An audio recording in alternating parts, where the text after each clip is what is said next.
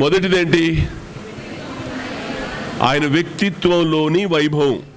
యేసుక్రీస్తు వ్యక్తిత్వంలో ఎలాంటి వైభవాన్ని కలిగి ఉంటాడో మొదటి రోజు చెప్పాను. రెండో వారం ఆయన రాజ్య వైభవం ఎలా ఉంటుందో చెప్పాను ఆరాధన చేసుకోవడానికి.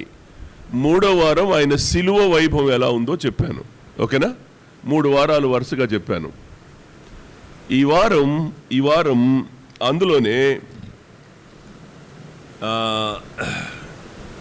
సమర్పణలోని వైభవం, ఆయన సమర్పణలోని వైభవాన్ని గురించి ఆరాధన వర్తమానం జ్ఞాపకం చేస్తాను. సమర్పణ వైభవం అవుతుందా అనంటే అవుతుంది అనడానికి రుజువులు ఉన్నాయి. వినబడుతుందన్నా వెనక్కి అన్న? వినబడుతుందన్నా? ఆయన సమర్పణలోని వైభవం ఎలా ఉంటుంది అని ఆలోచిస్తే ఉంటుంది అనడానికి రుజువులు ఉన్నాయి. నేను చూపిస్తాను ఒక్కోటి. నేను త్వరగా చెప్పడానికే ప్రయత్నం చేస్తాను. నా ఒంట్లో నుంచి చెమట కారుతుంది, జ్వరం ఉంది, అందువల్ల ఎక్కువసేపు చెప్పకపోవచ్చు. నేను త్వరగానే చెప్పి దిగిపోతాను. సమర్పణలో వైభవం అనే మాట మనకు కొంచెం కొత్తగా అనిపిస్తుంది. సమర్పణలో కూడా వైభవం ఉంటుందా? నిన్న చూసాం మనం పోయిన వారం. సిలువలో కూడా వైభవం ఉంటుందా అనంటే ఉంటుందని రుజువు కనబడింది మనకి. రుజువు చూపించాను. సిలువలోని వైభవం ఎలా ఉంటుందో చెప్పాను. సమర్పణలో కూడా వైభవం ఉంటుంది. అది మనకు తెలియకపోవచ్చు. మనం అంతగా ధ్యానం చేయం కాబట్టి, మనం ఎంతగా బైబిల్ చదవం కాబట్టి, మనం అంతగా దైవికమైనటువంటి వ్యక్తిత్వాలు లోతుగా మనకు లేవు కాబట్టి మనకు అర్థం కావచ్చు. కానీ అలా చేసేవాళ్ళు చాలామంది ఉన్నారు. వాళ్ళకి అది అర్థమవుద్ది. సో అది వాళ్ళకి అర్థమవుతే మనకేంటి? మరి మనకు కూడా అర్థం కావాలి కనుక దేవుడు కొన్నిసార్లు ఆ వాక్యాన్ని మన ముందుకు తీసుకొస్తారు. దేవుడు వాక్యాన్ని మన ముందుకు తీసుకొచ్చినప్పుడు ఆ వైభవం, సమర్పణలోని వైభవం ఎలా ఉంటుందో మనకు అర్థమవుతే మనం కూడా సంతోషిస్తాం. ఆరాధించినందుకు అందులో దొరికిన వైభవాన్ని బట్టి ఆనందిస్తాం, మనం సంతోషిస్తాం మనం. సో దేవుడు విశ్వాసిని సంతోషపరచడం, విశ్వాసి ద్వారా దేవుడు మహిమ పొందడం అనేది దేవుడు మొదటి నుండి చూస్తున్నటువంటి సంగతి. విశ్వాసిని సంతోషంలోనూ ఆనందంలోనూ నింపాలని దేవుడు ఎప్పుడు ఆశిస్తాడు. అదే మానవుడి ద్వారా ఆయన మహిమ పొందాలి అనే ఆలోచన ఆయనకుంటుంది. ఈ మాటని మీరు గమనించాలని మనవి చేస్తున్నాను. పేతురు కూడా అంతగా అర్థమై ఉండకపోవచ్చు. పేతురు గారికి కూడా అది అంతగా అర్థమై ఉండకపోవచ్చు. ఎందుకు అనంటే లోకంలో వైభవం ఉందా? ఇలా మాట్లాడదాం. సో సింపుల్గా మనకు అర్థం కావడం కోసం, లోక వైభవాలు మనకు తెలుసా? లోక వైభవాలు మనకు తెలుసా? ఎవరు మాట్లాడరేరా? లోక వైభవం అంటే ఏంటో తెలుసా? ఎబ్నేజర్ గారు, లోక వైభవం అంటే తెలుసా అండి? తెలుసు. మనం ఎక్స్ప్రెస్ చేయలేకపోతున్నాం, చెప్పలేకపోతున్నాం. కానీ లోక వైభవం అంటే మనకు తెలుసు. మోషే అన్నాడు ఐగుప్తు ధనం కంటే, ఫరో కుమారునిగా పిలిపించుకోవడం కంటే క్రీస్తు విషయమైన నింద అంటే ఆ లోక వైభవంలో ఏముంది? అధికారం ఉంది. లోక వైభవంలో ఏముంది? డబ్బుంది. లోక వైభవంలో ఏముంది? కావలసినంత జలసా ఉంది. ఎంత జలసాలైనా చేయొచ్చు లోక వైభవంలో. లోకంలో మనిషి ఎంత వైభవంతోనైనా ఉండవచ్చు. అందుకే నేను ఈ మాటలు మీకు జ్ఞాపకం చేస్తూ ఉన్నాను. దయచేసి ఆలోచించండి. లోకం యొక్క వైభవం యాకోబు అనుభవించాడా? ఏశావు అనుభవించాడా? లోకం యొక్క వైభవాన్ని యాకోబు అనుభవించాడా? ఏశావు అనుభవించాడా? మాదిరి లోకం యొక్క వైభవం ఏశావు అనుభవించాడా? యాకోబా? ఏశావు అనుభవించాడు. తినటం, తాగడం, తిరగడం, తినడం, తాగడం, తిరగడం. ఇది లోక వైభవం. లోక వైభవం. మన తిని తాగి లేచిపోయిను. ఆయన వస్త్రములంట సువాసనంట. కనుక ఒక వెంకటరత్నం అన్నయ్య ఏమన్నాడనంటే, ఆ వాసన చెమట వాసన అన్నాడు. వాళ్ళ నాన్న గుర్తుపట్టడానికి, మురికోడు కదా, లోకంలో తిరిగి తిరిగి అడవుల వెంట తిరిగి తిరిగి వచ్చి ఆ బట్టలు ఇప్పేస్తాడంట. దాన్ని మళ్ళీ మడత పెట్టే అవకాశం ఉంటుందో లేదో, మొత్తానికి ఆడ పెడతాడు. అందువల్ల అది చెమట వాసన అని వెంకటరత్నం అనే అన్నాడు. నిజమే కావచ్చు, చెప్పలేం. కానీ కొద్దిమంది ఏమన్నారనంటే, ఆయన జలసారాయుడు గనక ఇష్టం వచ్చినట్టు స్త్రీలను మార్చేవాడు గనక ఆయన సెంటెడ్ వస్త్రాలు ధరించుకొని ఉండొచ్చు అని కొద్దిమంది అన్నారు. ఏమో మనం చెప్పలేం.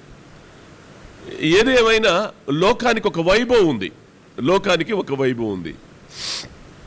ఒక బ్రాస్లెట్ వేసుకుంటాడు, మెడలో చైన్ వేసుకుంటాడు, మంచి ఖద్దరు బట్టలు వేసుకుంటాడు, జేబులో 500 రూపాయల నోట్లు కనబడేటట్టు ఇలా పెట్టుకుంటాడు.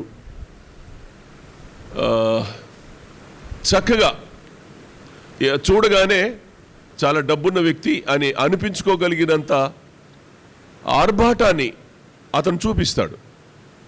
ఆడపిల్లలు కూడా అంతే. దినానికి పోయినా కూడా నగలేసుకొని పోతారు. ఆడ జరిగేది దినం, వాళ్ళు ఏడుపుల్లో ఉంటారు. ఈ మనుషులు వాళ్ళ వైభవాన్ని చూపించడం కోసం బంగారు నగలు ధరించుకొని అక్కడికి వెళ్తారు. అందుకని దాన్ని వద్దన్నాడు దేవుడు, దాన్ని వద్దన్నాడు. సో లోక వైభవం వేరు, క్రైస్తవ వైభవం వేరు. లోక వైభవం మనకు మనం తెచ్చుకోవచ్చు అని చెప్తుంది. లోకం యొక్క వైభవం మనకు మనం తెచ్చుకోవచ్చు అని చెప్తుంది. కానీ క్రైస్తవ వైభవం అలా చెప్పదు. క్రైస్తవ వైభవం ఎలా వస్తుంది అని అంటే, దేవునికి సమర్పించుకోవడం ద్వారా దేవుడే ఆ వైభవాన్ని విశ్వాసికిస్తాడు అని వాక్యం చెప్తుంది. క్రైస్తవునికి వైభవం ఎక్కడి నుంచి వస్తుంది అని అంటే, సమర్పించుకోవడం ద్వారా దేవుడు ఇస్తే వస్తుంది క్రైస్తవుడికి. లోకానికి అది అక్కర్లే.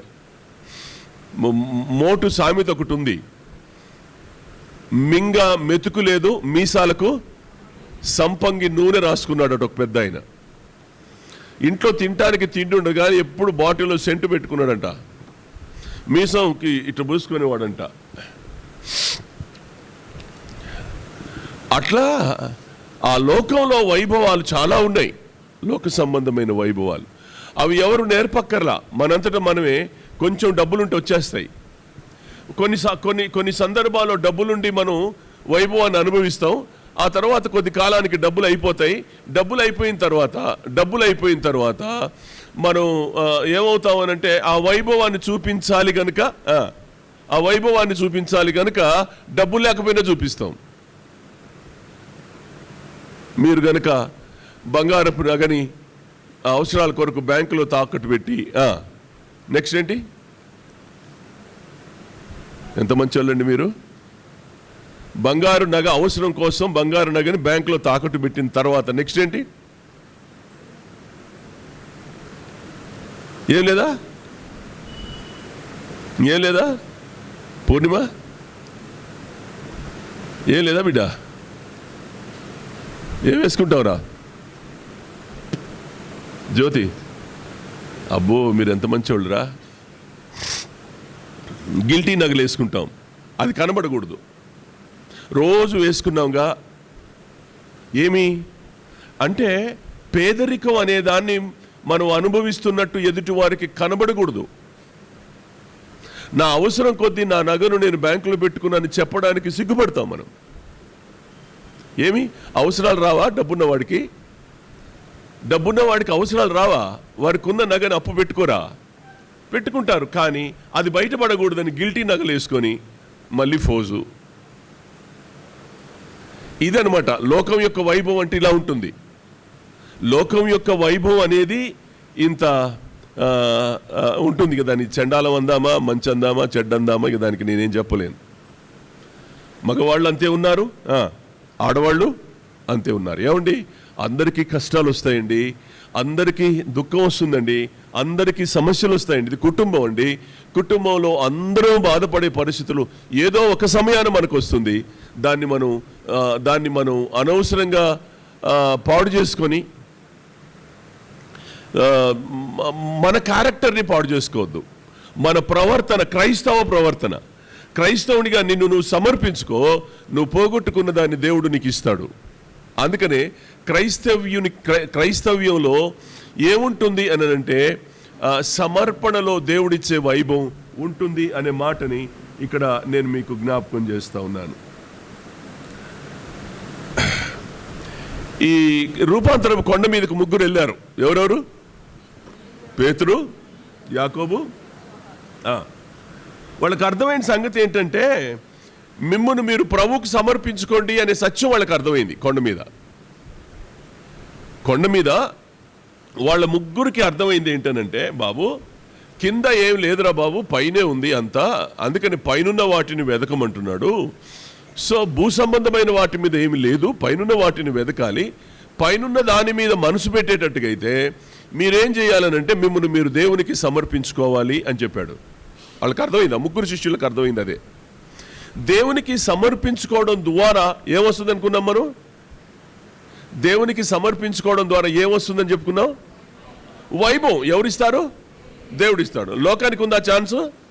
లోకానికి ఆ ఛాన్స్ లేదు. వాళ్ళు ఎంతసేపు గిల్టీ నగలు పెట్టుకుంటానే, ఏమీ లేకపోయినా సరే మీసాలకి సంపంగి నూనె రాసుకుంటూ తిరగడమే, ఏముండదు అక్కడ. కానీ దేవుని పిల్లలకు అలా ఉండదు. దేవుని పిల్లల జీవితాల్లో ఒక యథార్థత ఉంటుంది. దేవుని పిల్లల జీవితాల్లో ఖచ్చితంగా యథార్థతను మెయింటైన్ చేస్తారు వాళ్ళు. దేవుని పిల్లలు కనుక ఏమైందో ఖచ్చితంగా వాళ్ళు సత్యంగా బ్రతకడానికి ఆశిస్తారు. అది దేవుడు మనకు నేర్పే సత్యం. ఇక్కడ దేవుడు సమర్పించుకోవాలని నేర్పాడు అని చెప్తున్నాను కదా. ఎందుకు ఆ మాట చెప్పాల్సి వచ్చింది? ఎందుకు ఆ మాట అనంటే, మొట్టమొదట శ్రమ, ఆ తర్వాతనే మహిమ. మొట్టమొదట ఏంది? శ్రమ పడాలి, ఆ తర్వాత మహిమ. మొట్టమొదట మనం దేవుణ్ణి వెంబడించగోరువాడు తాను ఉపేక్షించుకొని పోయిందా? అబ్బా పాపం, ఆన్ చేసి ఇవ్వాలి కదా, మా జేబులో పెట్టిందానివి.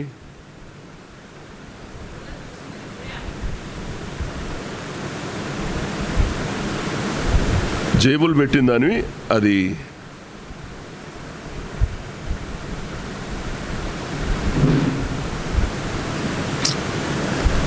మమ్మకి ఇది ఆన్ అవట్లే. ఇంతసేపు వినబడిందా? మరి ఎందుకు అయిపోయింది చూడు. విన్నారా వాళ్ళు ఇంతసేపు? రైట్.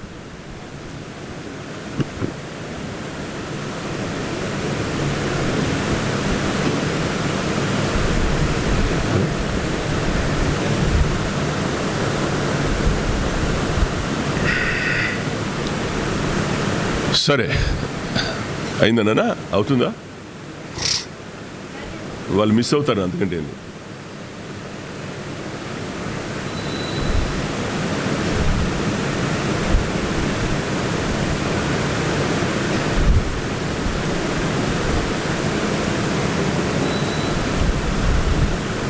కనుక ఆలోచించండి. శ్రమ తర్వాత మహిమ, సిలువ తర్వాత మహిమ. ఎప్పుడైనా గుర్తుపెట్టుకోండి, శ్రమ లేకుండా మహిమ రాదు, సిలువ లేకుండా కిరీటం రాదు. ఏ విశ్వాసి జీవితంలోనైనా శ్రమ వెనకాలనే మహిమ వస్తుంది, సిలువను మోసిన వాడికే కిరీటం వస్తుంది. ఇది బైబిల్ చెప్పే సత్యం. నాకు సిలువ అక్కరలేదు, నాకు కిరీటం అక్కరలేదు, నాకు మహిమ అక్కర్లేదు అనుకున్నవాడు లోకస్తుడు. లోక వైభవంలో కొట్టుకుపోతాడు. కనుక లోక వైభవంలో మనం కొట్టుకుపోతున్నామా? లోక వైభవంలో నుండి బయటకు వచ్చి దేవునికి సమర్పించుకొని దైవికంగా మనం ఉంటున్నామా? దేవుని ద్వారా ఇవ్వబడిన వైభవాన్ని మనం పొందుకుంటున్నామా లేదా అనే సంగతిని మనం గమనించాలి. చూడండి, నేను 2-3 మాటలు వీళ్ళ ముగ్గురి గురించి ఒక మాట చెప్తాను, వాళ్ళ మరణాల గురించి ఒక మాట చెప్తాను. అపోస్తుల కార్యాల గ్రంథం 12వ అధ్యాయం 1-2 వచనాలు. అపోస్తుల కార్యముల గ్రంథం 12వ అధ్యాయం 1-2 వచనాలు. దాదాపు అదే కాలమందు రాజైన హేరోదు సంఘపు వారిలో కొందరిని బాధ పెట్టుటకు బలాత్కారముగా పట్టుకొని యోహాను సహోదరుడైన యాకోబును ఖడ్గముతో చంపించెను. ఇది యూదులకు ఇష్టమైన కార్యమని తెలుసుకొని పేతురును కూడా పట్టుకొనెను. చాలు చాలు. ఇప్పుడు మీరు ఆలోచించండి. యాకోబును పట్టుకున్నారు, శిరచ్ఛేదం చేయించారు, చంపేశారు. యాకోబుని శిరచ్ఛేదం చేయించి చంపేశారు,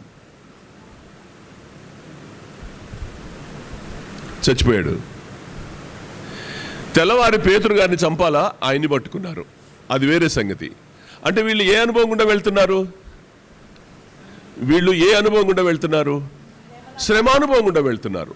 సిలువను మోసుకుంటూ వెళ్ళిపోతున్నారు. సిలువను మోయడం, శ్రమానుభవం గుండా వెళ్ళడం అనేది ఎవరికి ఇష్టం ఉంటుంది? ఏ మనిషికి ఇష్టం ఉండదు. దెబ్బలు తింటం ఏంటి? యేసు ప్రభువుని నమ్ముకున్నందుకు సుఖంగా ఉండాలి కానీ, యేసు ప్రభువుని నమ్ముకున్నందుకు కలిసి రావాలి కానీ, యేసు ప్రభువుని నమ్ముకున్నందుకు 2-3 మేడలు కట్టాలి కానీ, యేసు ప్రభువుని నమ్ముకున్నందుకు శ్రమ ఏంటి, సిలువేంటి, మరణమేంటి, దెబ్బలేంటి, ఇలాంటి ఆలోచన చాలామందిలో వస్తుంది, చాలామందికి వస్తుంది. కానీ వాక్యం ఖచ్చితంగా చెప్పేది ఏంటి అని అంటే, ఇవన్నీ మనం దాటి రావాల్సిందే. క్రైస్తవుడైతే ఖచ్చితంగా సిలువను మోయాల్సి, తను తాను ఉపేక్షించుకొని తన సిలువను ఎత్తుకొని నన్ను వెంబడించాలని అంటాడు. సిలువను ఎత్తుకొని వెంబడించడం అనేది సామాన్యమైన సంగతి అంటే కాదు, సామాన్యమైన సంగతి కాదు. ఇవాళ అందరం కూడా సుఖానికి, సౌఖ్యానికి అలవాటు పడ్డాం కానీ క్రీస్తు కొరకు మనల్ని మనం సమర్పించుకోవడానికి ఎంత మాత్రం మనం సుముఖంగా లేము. ఈ మాటను మీరు గమనించాల. 2వ పేతురు పత్రికలో పేతురు తన మరణాన్ని గురించి మాట్లాడుతూ ఒక మాట అన్నాడు. మీరు చూడండి, 1వ అధ్యాయం, 2వ పేతురు పత్రిక 1వ అధ్యాయం 12-15 వరకు చూడండి. కాబట్టి మీరు ఈ సంగతులు తెలుసుకొని మీరు అంగీకరించిన సత్యమందు స్థిరపరచబడి ఉన్నను, వీటిని గురించి ఎల్లప్పుడూ మీకు జ్ఞాపకం చేయుటకు సిద్ధముగా ఉన్నాను. మరియు మన ప్రభువైన యేసుక్రీస్తు నాకు సూచించిన ప్రకారం నా గుడారమును త్వరగా విడిచిపెట్టవలసి వచ్చినని ఎరిగి. ఇక్కడ చూడండి, నా గుడారము త్వరగా విడిచిపెట్టవలసి వచ్చినని ఎరిగి నేను ఈ గుడారంలో ఉన్నంత కాలము ఈ సంగతులను జ్ఞాపకం చేసి మిమ్మును రేపుట న్యాయమని ఎంచుకొనుచున్నాను. ఇక్కడ ఆలోచించండి అమ్మా, వినండి. పేతురు గారికి ఏం తెలుసు అనంటే, చంపేస్తారు, మరణం పాలవుతాను. యాకోబుని చంపేశారా? యాకోబుని చంపారా? 12వ అధ్యాయం 1-2 వచనాల్లో తెల్లవారి అదే రోజు పేతురు గారిని పట్టుకున్నారా? యాకోబుని చంపిన వారు పేతురు గారిని చంపరా? చంపుతారుగా. కాకపోతే పేతురు గారికి వాగ్దానం ఉంది. సరే, అది ఇప్పుడు అక్కర్లేదు కానీ చెప్తున్నా నేను. పేతురు గారు తన పత్రిక రాసినప్పుడు ఇలా అన్నాడు, నా గుడారం నేను విడిచిపెట్టిపోతానని నాకు తెలుసు, అయినా నేను మిమ్మల్ని రేపవలనని, నేను మిమ్మల్ని ప్రేరేపింపవలనని మాటలు మీకు రాస్తున్నాను అన్నాడు. దేవుడు చచ్చిపోతాడు అని తెలిసిన తర్వాత మూల కూర్చొని ఆడవాలిగా, భయపడి పారిపోవాలిగా. హలో, వినాలి. చంపుతాడు. యాకోబుని కళ్ళ ముందే చంపేశారు. యాకోబుని కళ్ళ ముందే చంపారు. మరి పారిపోవాలిగా. పారిపోయాడా? పారిపోలా. ధైర్యంగా పట్టుబడ్డాడు, వాళ్ళకి దొరికిపోయాడు. వాళ్ళకి పారిపోవడానికి ఇష్టపడలా. ఏముంది దానిలో అనంటే సమర్పణ ఉంది. నేను దేవుని కొరకు కదా చనిపోయేది, నేను ఎవరి కొరకో చనిపోవడంలా, లోకం కొరకు చనిపోవట్లా, ఏదో ఆశించి నేను చచ్చిపోవడంలా, ఏదో యాక్సిడెంట్ అయి చచ్చిపోవట్లా, నేను ఎవరో చేతపడి చేస్తే నేను చచ్చిపోవట్లా, నేను దేవునికి నన్ను నేను సమర్పించుకొని చచ్చిపోతున్నాను. ఆ వైభవం నాకు తెలుసు. సమర్పించుకొని దేవుని కొరకు చచ్చిపోయే వారి వైభవం ఎలా ఉంటుందో నాకు తెలుసు. అందుకనే నా గుడారం నేను విడిచిపెడతానని నాకు తెలుసు. అయినా సరే నేను ఎందుకు మిమ్మల్ని రేపుతున్నాను ఎందుకు మిమ్మల్ని ప్రేరేపిస్తున్నాను, ఎందుకు మిమ్మల్ని పదే పదే హెచ్చరిస్తున్నాను దేవుని కొరకు సమర్పించుకోండి అని అంటే, సమర్పణలో దైవికమైన వైభవం ఉంది.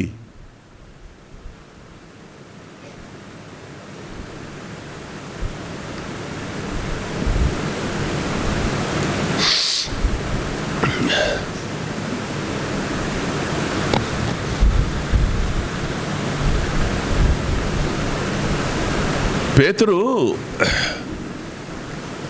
మంచోడు, కొంచెం దుడుకోడు కానీ చాలా మంచోడు.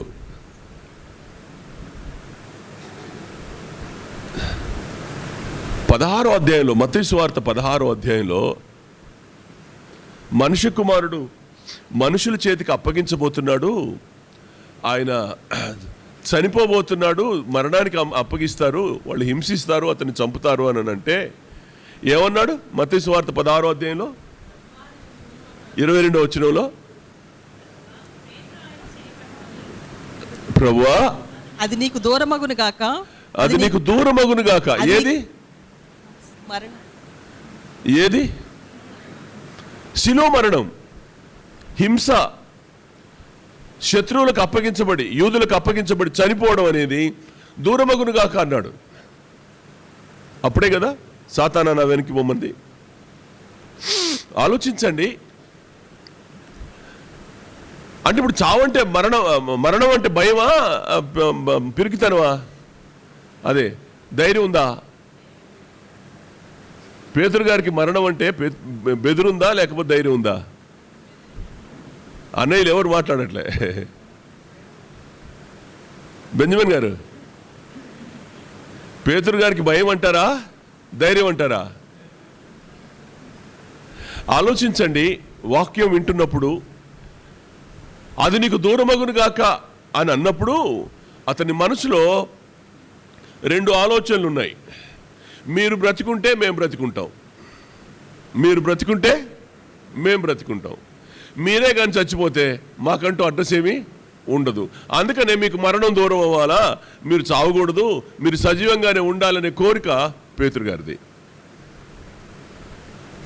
కానీ ఆ తర్వాత ఆయన రాసిన మాట చూడండి, యోహాను సువార్త 18వ అధ్యాయంలో యోహాన్ గారు రాసిన మాట చూడండి, 10వ వచనం.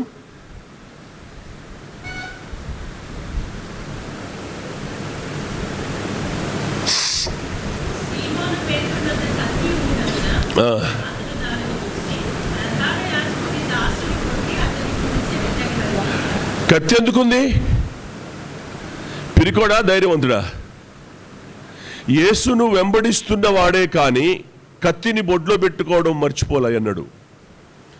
ఏ క్షణంలో ఏ ప్రమాదం వచ్చినా ఎదుటి వాడిని చంపి ఆ తర్వాత నేను చస్తాను కానీ నేను అంత ఈజీగా చావననే ఆలోచన గలవాడు పేతురు గారు. అందుకని బొడ్లో కత్తి పెట్టుకొని తిరుగుతున్నాడు. ఇక్కడ రెండు విషయాలు చెప్పాను. నీకు మరణం, నీకు అది దూరమగును గాక అన్నాడు 16వ అధ్యాయంలో, మత్తయి సువార్త 16వ అధ్యాయంలో. యోహాను సువార్త 18వ అధ్యాయానికి వచ్చేసరికి కత్తి దూశాడు. ఎవరి కొరకు ఇదంతా? ఇదంతా ఎవరి కొరకు? యేసు ప్రభువు మీద తనకున్న గౌరవం, యేసు ప్రభువు మీద తనకున్న మక్కువ, యేసు ప్రభువు మీద తనకున్నటువంటి ఆలోచన. ఇదే 17వ అధ్యాయం 4-5 వచనాలు చూడండి. మత్తయి సువార్త 17వ అధ్యాయం 4-5 వచనాలు.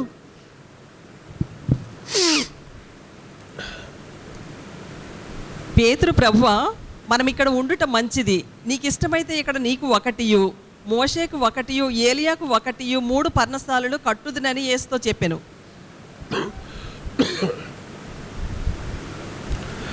ఈ 3 సందర్భాలు మీరు దగ్గర పెట్టుకోండి రా. ఈ 3 సందర్భాలని మీరు దగ్గర పెట్టుకోండి. ఒకటి, అది నీకు దూరమగును గాక అన్నారా పేతురు గారు. 2, గెసెమనే వనంలో మల్కు అనే సేవకుడు వచ్చి యేసు ప్రభువుని పట్టుకుంటే కత్తి తీసుకొని వాడి చెవి నరికి పడేశాడు. 2, 3, యేసు ప్రభు అంటే అతనికి ఎంత ఇష్టము అని అంటే, ప్రభువా మీ ముగ్గురికి 3 పర్ణశాలలు ఇక్కడ కడతాం అని చెప్పడం. దీని వెనకాల దేవుడు ఏం పాఠం నేర్పాడు పేతురు గారికి, యోహాన్ గారికి, యాకోబు గారికి? ఈ మాటల దగ్గర వాళ్ళ ముగ్గురికి దేవుడు నేర్పిన పాఠం ఏంటి అనంటే, వాళ్ళ ఆలోచనలు ఏముంది?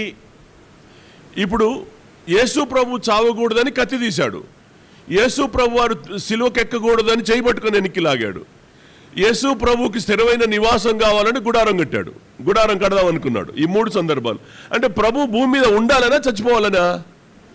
ఉండాలనే.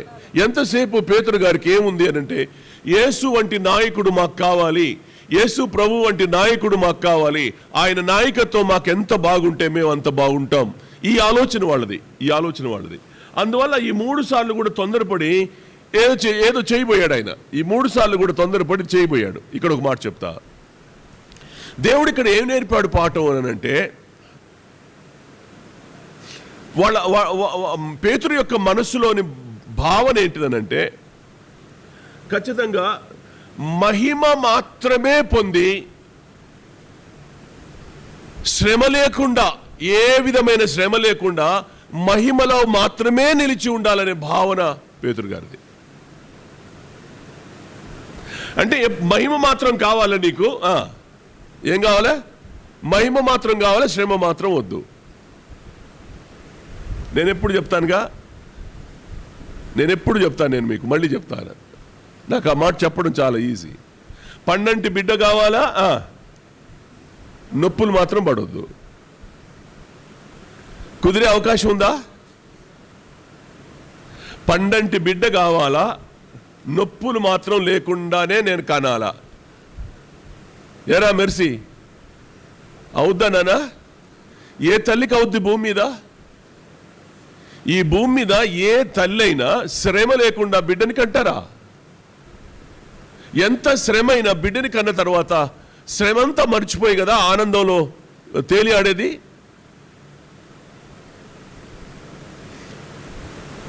మహిమ అనేది శ్రమ తరువాత. ఆ శ్రమ ఎక్కడా అనంటే, నువ్వు సమర్పించుకోవడం ద్వారా దేవుని కొరకు నువ్వు శ్రమ పడతావు. సమర్పించుకోవడం అనేది నీకు చేత కాకపోతే నువ్వు దేవుని కొరకు శ్రమ పడలేవు. సమర్పించుకోవడం దగ్గర ఖచ్చితంగా శ్రమ అనుభవిస్తావు.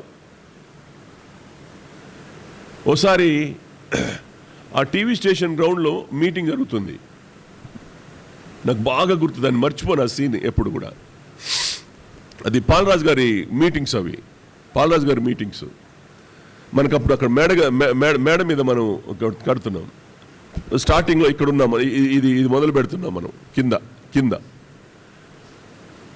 నా దగ్గర 3 కట్టలకో 4 గంటలకో సిమెంట్కు డబ్బులున్నాయి, జేబులోనే ఉన్నాయి. డ్యూటీకి వెళ్ళి వచ్చాను, జేబులో డబ్బులున్నాయి. ఆయన అక్కడి నుంచి, నీకు సమర్పణ ఉందా, నువ్వు కానుకేస్తావా, వేయగలవా, నీకున్నదంతా ఇవ్వగలవా, అది ఇదని అడుగుతా ఉన్నాడు ఆయన. నాకేదో రోషం వచ్చింది. ఆ డబ్బులు కానుక పెట్టిలో వేస్తే రేపొద్దున పని ఆగిపోద్ది, రేపొద్దున ఖచ్చితంగా పని ఆగిపోద్ది. నేను కానుక వేయకపోతే పని జరుగుద్ది. కానీ సేవకుడు అలా అడుగుతున్నాడు, నేనేం చేయాలా, ఏమన్నా చేయాలా, ఏం చేస్తే బాగుంటుంది అని అనుకున్నానంటే, దేవునికి ఇచ్చేస్తా, దేవుడు ఇస్తాడు, ఇదంతా దేవుడిచ్చింది కాదా, దేవుడు ఇస్తాడు అనుకున్నాను. ఆ డబ్బులు తీసుకెళ్ళి కానుక పెట్టి వేసేసి వచ్చేసా. ఆ కానుక వేసి వచ్చా. విచిత్రం చెప్పన, 10 సిమెంట్ కట్టలు ఇచ్చాడు ఆ రోజు. నాకు ఎలా వచ్చాయో నాకు తెలీదు. తెల్లారిపాటికి ఎవరో డబ్బులు ఇచ్చాయా, 10 సిమెంట్ కట్టలకు నేను డబ్బులు ఇస్తున్నాను అన్నాడు. నేను ఇచ్చింది 4 సిమెంట్ కట్టలకి, వాళ్ళు ఇచ్చింది 10 సిమెంట్ కట్టలకి. దేవునికి అంటే సమర్పణ అనేదాన్ని దేవుడు చూస్తాడు. శ్రమ పడతాను, నేను శ్రమ పడతాను. ఇచ్చినప్పుడు నా దగ్గర ఖాళీ చేసుకుంటాను. నేను ఖాళీ చేసుకున్నప్పుడు నాకు ఇబ్బంది. అది కానీ ఇబ్బంది అయినా పర్లేదు, దేవునికి ఇవ్వాలని నేను ఎప్పుడైతే అనుకున్నానో ఖచ్చితంగా ఏం జరుగుతుంది అని అంటే, నా హృదయాన్ని చూస్తాడు దేవుడు, నా మనసు చూస్తాడు దేవుడు, నా ఆలోచన చూస్తాడు దేవుడు. నేను తీసి ఇచ్చేసాను, ఇంటికి వచ్చేసాను, ప్రార్థన అయిపోయింది, ఇంటికి వచ్చేసాను. తెల్లారిపాటికి 10 సిమెంట్ కట్టలు ఎలా వచ్చాయి? అదే దేవుడు. దేవునికి సమర్పించుకోవడం అనేది మనకు చేతనవుతే ఖచ్చితంగా అందులో వైభవాన్ని మనం చూస్తాము, అందులో మేలుని మనం చూస్తాము. సమర్పణలో శ్రమ ఉంటుంది, సమర్పణలో సిలువ మోయడం ఉంటుంది, సమర్పణలో నిందలు అవమానాలు భరించడం ఉంటుంది, సమర్పణలో కష్టపడడం ఉంటుంది. ఇవి దాటిపోతేనే వైభవం. ఇవి దాటలేకపోతే వైభవం అనే దానిలో మనం అడుగు పెట్టలేము. అందుకనే దేవుడు ఈ మాటల చేత మనల్ని బలపరుస్తున్నాడు అనే మాట ఇక్కడ జ్ఞాపకం చేస్తున్నాను. అయితే వాళ్ళ ఆలోచన మార్చాడు దేవుడు. ముగ్గురికి 3 పర్ణశాలలు కడదాం అనుకున్నాడుగా. దేవుడు ఏమన్నాడంటే, ఆయన మాట వినండి, ఇంక వద్దులే, మాట్లాడకండి, మీరేం మాట్లాడకండి. ఆకాశం నుంచి ఒక శబ్దం వచ్చింది, ఈయన నా ప్రియకుమారుడు, ఈయన యందు నేను ఆనందిస్తున్నాను, ఆయన మాట వినుడి అనే శబ్దం వచ్చింది. ఎప్పుడు ఆ శబ్దం వచ్చిందో వాళ్ళు మిక్కిలి భయపడ్డారంట. అక్కడ రాయబడి ఉంది, ఉందమ్మ అక్కడ ఆ వచనం చదువు. శిష్యులు ఈ మాట విని బోర్లబడి మిక్కిలి భయపడగా.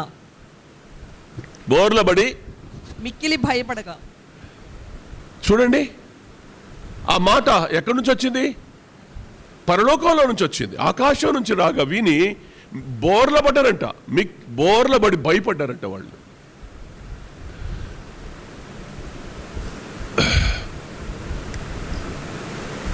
అది మామూలుగా అయితే సాధ్యం కాదు. అది దేవుడు జోక్యం చేసుకున్నాడు కనుక వాళ్ళకి ఆ భయం పుట్టింది. ఇంకా వాళ్ళు గుడారాలు కట్టాలనే ఆశ మార్చేసుకున్నారు. ఈ లోకంలో ఏది శాశ్వతం కాదు, ఈ లోకంలో గుడారాలు కట్టుకోవడానికి నేను రాలేదు, ఈ గుడారాలు శిథిలమైపోతాయి, ఏదో ఒకరోజు అందుకని ఆ మాట రాశాడు ఆయన. అందుకని పేతురు గారు గుడారం అనే పదాలు ఎక్కువగా రాశాడు. గుడారాలు శిథిలమైపోతాయి, మనం వెళ్ళాల్సిన స్థలాలకు మనం వెళ్తాము కనుక జాగ్రత్తగా మనల్ని మనం కాపాడుకోవాలి, దేవునికి సమర్పించుకోవాలి అనే మాటని ఆయన రాస్తాడు. 17వ అధ్యాయం 8వ వచనం చూడండి. 17వ అధ్యాయం 8వ వచనం. మత్తయి సువార్త. వారు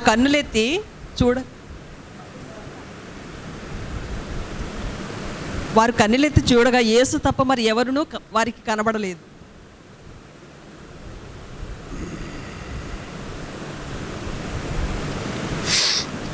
అమ్మా,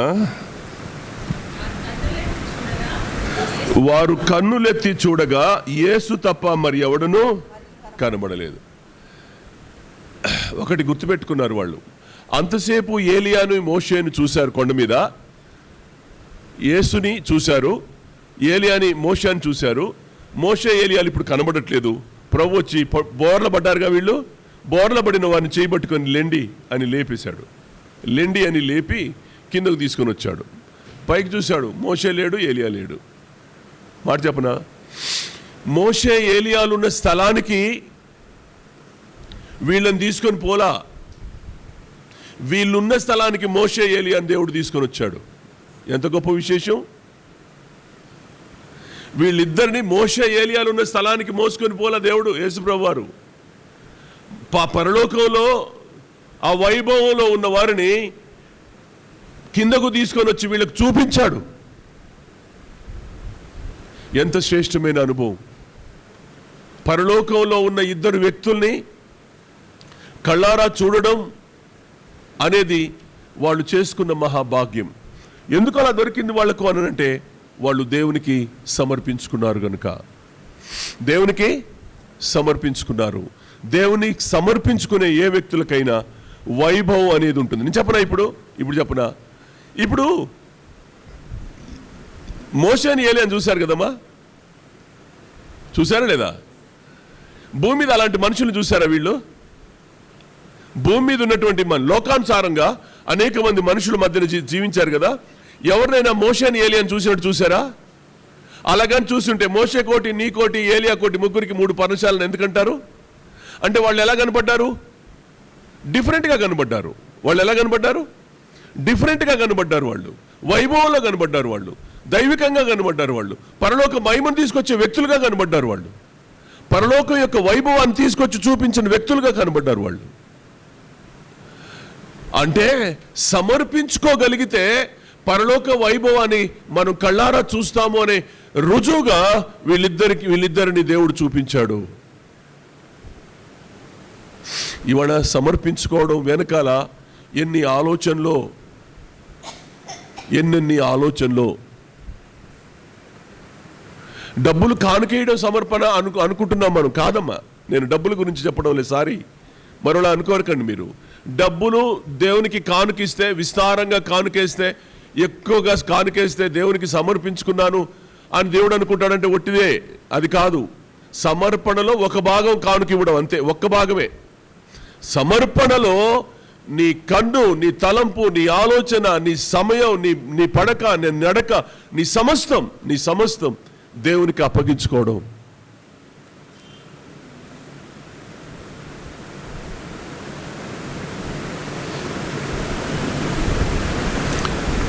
చాలా బాధ కలుగుద్ది. సేవకులు ఎప్పుడు చెప్పినా డబ్బు గురించి చెప్తారని అనుకుంటారు, కానీ డబ్బు గురించి కాదు. సమర్పణ అనేది డబ్బు రూపంలో మీరు అన్నట్టు చూడొద్దు. డబ్బు ఒక చిన్న భాగం, అంతే. కానుక వేయడం అనేది ఒక చిన్న భాగం.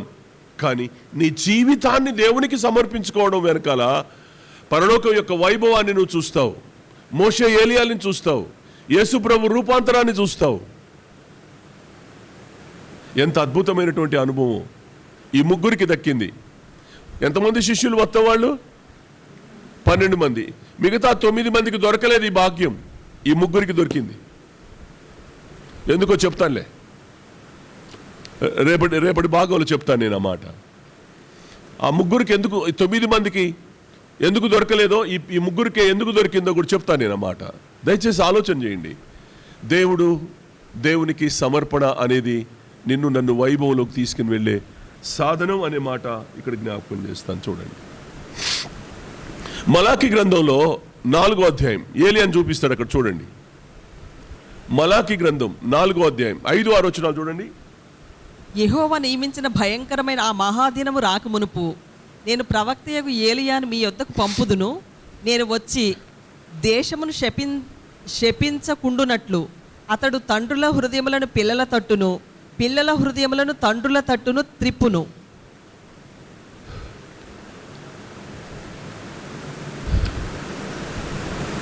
ఏలియా బాప్తీసమిచ్చి యోహానుకు ముంగుర్తుగా ఉన్నాడు. దాని గురించి చెప్పబడిన మాట అది. ఏలియా బాప్తీసమిచ్చే యోహానుకు ముంగుర్తుగా ఉన్నాడు. ఏలియా అంటే బాప్తీసమిచ్చి యోహాను వచ్చి ఏం నేర్పాడు అని అంటే, పిల్లల హృదయం తండ్రుల తట్టు, తండ్రుల హృదయం పిల్లల తట్టు తిప్పడం నేర్పాడు. ఆలోచించడం నేర్పాడు, దేవుని చూడడం నేర్పాడు, దైవికంగా ఉండడం నేర్పాడు, దైవత్వం యొక్క వాల్యూస్ నేర్పాడు, విధానాలు నేర్పాడు. అందుకని వాళ్ళు పరలోక వైభవంలో వాళ్ళు జీవించారు. ఆలోచించండి, ఇవాళ మనం ఎంత ఆలోచన చేసినా ఒకటే గుర్తుపెట్టుకోండి, దేవునికి మనల్ని మనం సమర్పించుకోవడం ద్వారా ఖచ్చితమైనటువంటి వైభవాన్ని మనం చూస్తాము. ఏ కోణంలో నిన్ను నువ్వు సమర్పించుకుంటావో నాకు తెలియదు. నీ సమయాన్ని దేవునికి సమర్పించుకుంటావో, నీ డబ్బును నువ్వు దేవునికి సమర్పించుకుంటావో, నీ టాలెంట్ని, దేవుడు నీకు ఇచ్చిన తలాంతును దేవునికి సమర్పించుకుంటావో, నీకున్న జ్ఞానాన్ని దేవునికి సమర్పించుకుంటావో, నీ శరీరాన్ని దేవునికి సమర్పించుకుంటావో, సజీవయాగంగా నిన్ను నీవు దేవునికి సమర్పించుకొని నువ్వు చూడు. దేవుని వైభవం నీకు కనబడకపోతే నన్ను అడుగు, నేను చెప్తా. ఇవాళ సంఘాలలో ఈ బోధలు లేక, ఈ కఠినమైన బోధలు లేక సంఘాలలో ఎంత డొల్లతనం ఏర్పడుతుందో విశ్వాసుల్లో చూస్తే భయం వేస్తూ ఉంది.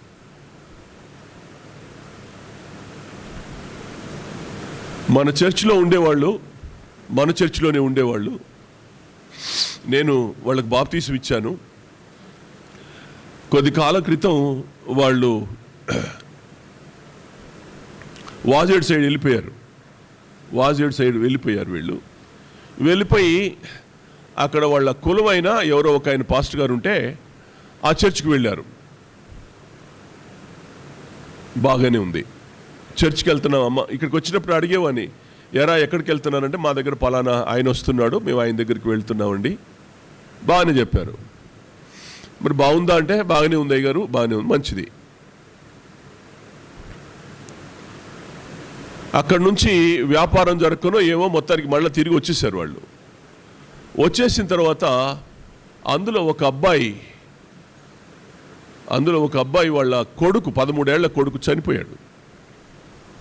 13 ఏళ్ల కొడుకు చనిపోయాడు.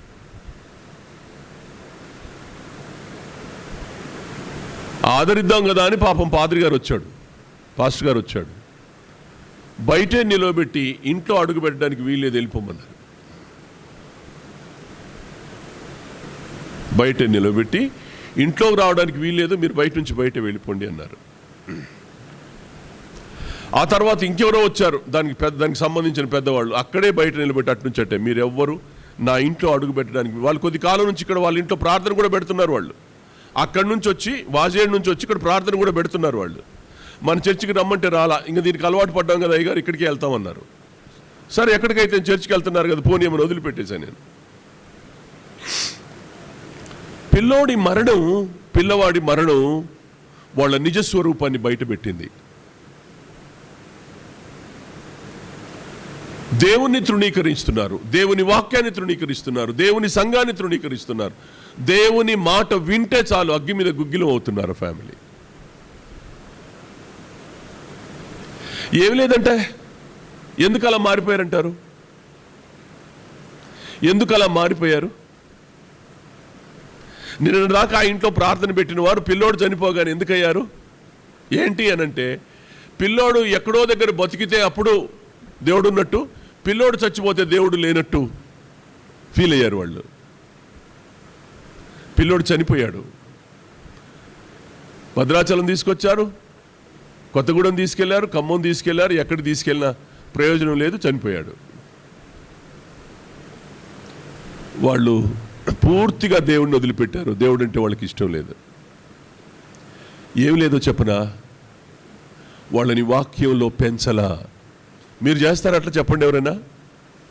నిజంగా మీ కుటుంబాల్లో ఇలాంటి కఠినమైన పరిస్థితులు ఎవరి జీవితంలో కలిగితే మీరు దేవుణ్ణి వదిలిపెడతారా? మీ సేవకుని ఇంటికి రాకుండా ఆపుతారా మీరు? మన సంఘ పెద్దలు ఎవరైనా ఇంటికి వస్తే అక్కర్లేదు మీరు రావద్దు అని అనగలరా మీరు? మీరు చెప్పండి. ఎందుకు మీకు అంత ధైర్యం? యెహోవా ఇచ్చెను. లేఖనం ఆధారం చేసుకుంటారు, లేఖనాన్ని ఆధారం చేసుకుంటారు.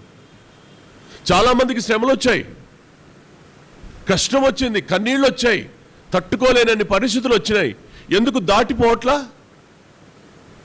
ఎందుకు వాటిని దాటిపోవట్లా? అన్ని శ్రమలైన అనుభవిస్తున్నారు, అన్ని శ్రమలైన ఆ బాధలైన వాళ్ళు అనుభవిస్తున్నారే కానీ దేవుని ఒక్క మాట కూడా వాళ్ళు మాట్లాడట్లా.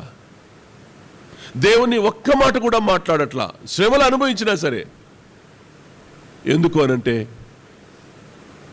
ఈ శ్రమ వెనకాల దేవుని మహిమేదో ఉంది, ఈ శిలువ వెనకాల కిరీటం ఉంది, ఈ సమర్పణ వెనకాల దేవుడు గొప్పగా మయంపరచబోతున్నాడు అని విశ్వసించే దేవుని పిల్లలు ఎన్నడూ శ్రమలకు భయపడరు, శిలువకు భయపడరు, సమర్పణలో ప్రాణం పెట్టాల్సి వచ్చిన వాళ్ళు భయపడరు, దేవుని కొరకు నిలవబడతారు.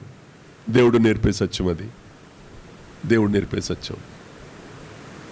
నేను వెళ్ళాను నిన్న వాళ్ళ ఇంటికి, మొన్న శుక్రవారం వెళ్ళాను. వెళ్ళి ఆ అమ్మాయిని పక్క ఇంటికి పిలిపించి కూర్చోబెట్టి మాట్లాడాను, ప్రార్థన చేశాను, ఆదరించబడ్డారు. వాక్యం చెప్పాను, బలపరిచాను. ఆలోచించండి, జీవితంలో శ్రమలు మన మహిమ కొరకే, జీవితంలో సిలువను మోసేది మహిమ కొరకే, జీవితంలో సమర్పించుకునేది కూడా ఆయన మహిమ కోసమే. ఈ ఆలోచనలు మన హృదయంలో ఉన్నంతకాలం దేవుడు మన ద్వారా మహిమ పొందుతూనే ఉంటాడు. దీని వెనకాల ఖచ్చితంగా దేవుడు తన వైభవాన్ని ప్రజలకు చూపిస్తూనే ఉంటాడు. ఖచ్చితంగా దేవుడు తన వైభవాన్ని తన పిల్లలకు చూపించకుండా మానడు. తప్పకుండా దేవుడు తన మహిమను తన పిల్లలకు చూపిస్తాడు. కొంచెం అటు ఇటు నువ్వు అనుకోగానే రాకపోవచ్చు, ఆ మహిమను నువ్వు ఇప్పటికిప్పుడు నాకు కావాలంటే అది నీకు దొరకపోవచ్చు. పేతురు గారు చాలా చాలా వృద్ధాప్యంలోకి వచ్చేదాకా కూడా బ్రతికాడు ఆయన. జైల్లో వేశారు, దేవుడు తప్పించలా. సమర్పించుకున్నాడు. దేవుని కొరకు చావడానికి సిద్ధపడితే నిన్న యాకోబుని చంపారు, ఈరోజు నన్ను చంపుతారు, నేను రెడీ, దేవుని కొరకు చావడానికి నేను సిద్ధంగా ఉన్నాను. కానీ దేవుడు భూకంపం రప్పించాడు, జైలు తలుపులు బద్దలు కొట్టేశాడు, తాళాలు ఊడిపోయినాయి. దేవదూత గదిలో నుండి చేయి పట్టుకొని పేతురు గారిని తీసుకుని వెళ్ళి సంఘంతో కలిపేసింది. సంఘ సభ్యులు ప్రార్థన చేస్తున్న ప్రార్థన గదిలోకి తీసుకుని వెళ్ళి పేతురు గారిని అక్కడ కూర్చోబెట్టి సేఫ్గా దేవుడు దాచాడు. దేవుని బిడ్డలారా, సమర్పణ చేసుకోవడం వెనకాల వైభవమే తప్ప నేను సమర్పించుకోవడం వల్ల నాకేం లాభం అనుకోమాకండి, అనుకోవద్దు. నీవు దేవునికి నేను మళ్ళీ చెప్తున్నాను, డబ్బు ఒక్కటే మీరు పడికట్టు కట్టొద్దు. సమర్పణ అనగానే డబ్బు ఒక్కటే అనే పడికట్టు మీరు కట్టొద్దు. డబ్బు ఒక్కటే కాదు, నీ సమయం, నీ దేవుడు నీకు ఇచ్చిన జ్ఞానం, దేవుడు నీకు ఇచ్చిన సామర్థ్యం, దేవుడు నీకు ఇచ్చిన తలాంతు, దేవుడు నీకు ఇచ్చిన విద్య, దేవుడు నీకు ఇచ్చిన అందం, దేవుడు నీకు ఇచ్చిన ఐశ్వర్యం, దేవుడు నీకు ఇచ్చిన ఆనందం, ఏదైనా కానీ ఇవన్నీ కూడా రక్షణ ఎంత గొప్ప భాగ్యం అండి. దేవుడు నిన్ను ఎంత గొప్ప రక్షణలోకి నడిపించాడు. ఆ రక్షణ ఏమైనా సామాన్యమైందా? అదెంత విలువైతే ఆయన ప్రాణం పెట్టి రక్షించాలి నిన్ను. దేవుడు నిన్ను రక్షించడం కోసం ప్రాణమే పెట్టాడు. ప్రాణం యొక్క ఖరీదు నీ రక్షణ ఎంత విలువైంది. అలాంటి విలువైన నీ రక్షణను దేవునికి సమర్పించుకో. వైభవం చూడకపోతే నిజంగా చెప్తున్నా, నా చెవి కోసిస్తాను నేను మీకు. దేవుడు నువ్వు హృదయపూర్తిగా సమర్పించుకో. నీ సమయం దేవునికి ఇవ్వు. నేను ఈ రోజు నుంచి 2 గంటలు మందిరంలో ప్రార్థన చేసుకో, లేదు నా ఇంట్లోనే తలుపులు వేసుకొని నేను గదిలో కూర్చొని ప్రార్థన చేస్తా, హృదయపూర్తిగా ప్రార్థన చేస్తా, అందరి కొరకు ప్రార్థన చేస్తా, నా ఇంటి వారి కొరకు, సమాజంలో అందరి కొరకు నేను ప్రార్థన చేస్తా, మా సంఘం కొరకు ప్రార్థన చేస్తా. ప్రార్థన కొరకు నిన్ను సమర్పించుకో.